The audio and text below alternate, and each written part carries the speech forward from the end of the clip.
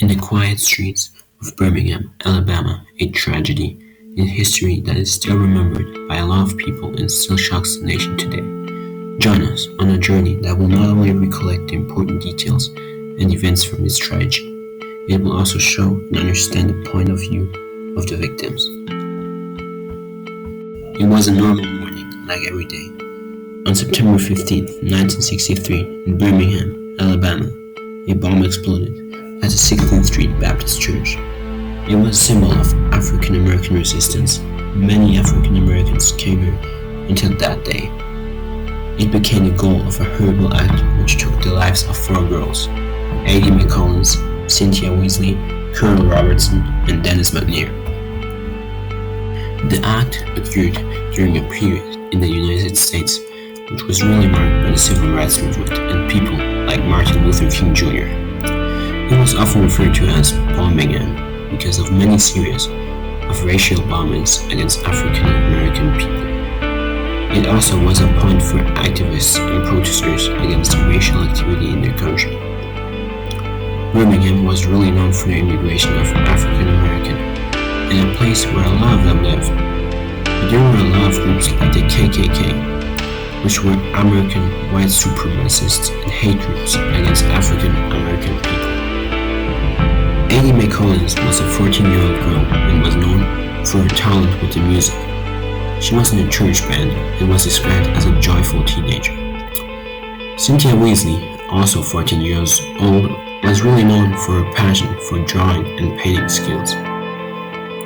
Carol Robertson, 14 too, was at a church band with Addie and was really known for her academic skills.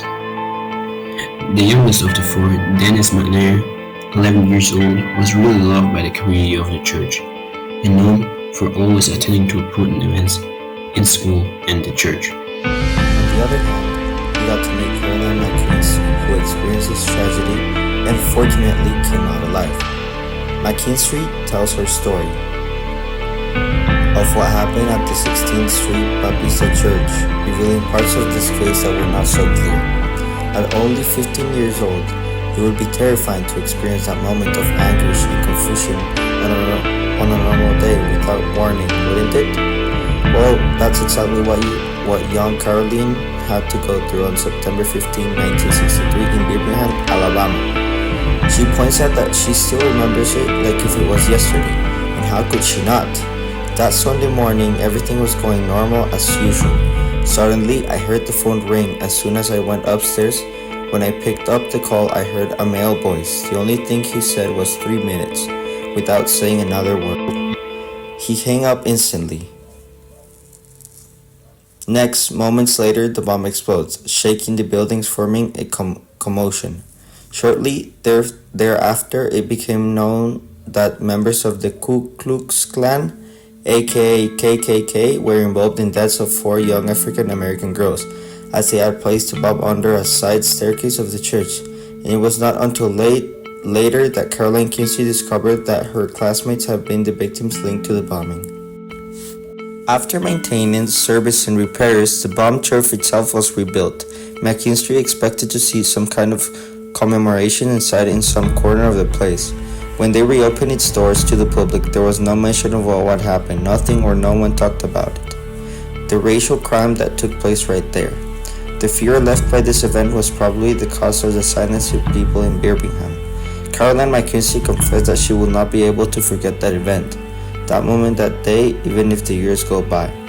She will still be 15, locked in that place, in that church, for not seeing anyone guilty being arrested or having done justice for the terrifying actions. However, the FBI managed to recognize the 4 members in charge of the bombing, belonging to a local KKK collaborator known as the Kabaha River Bride Boys. Regardless, it was not until a year later that they took action, being in 1977 their first chase, and then in the 2000s 2 more cases. In spite of that, one of the killers died without paying anything he owed to the families of the victims, destroyed by never having justice on their side. Former U.S. Senator Doug Jones was the one who reopened and sentenced the case 40 years after it happened. He himself exclaimed that over time he gave the terrible event the importance if needed to have. The death of the innocent girls was not in vain, as it helped the townspeople to reflect on where they stood, to reflect on the civil rights of black people, and also to understand how divided the country was without overlooking the consequences of being under the horrific Jim Crow laws at the time. In conclusion, we can hold that the bombing was a horrible racist act and one of the most remembered in US history, and that if we don't want history to repeat, we gotta change something.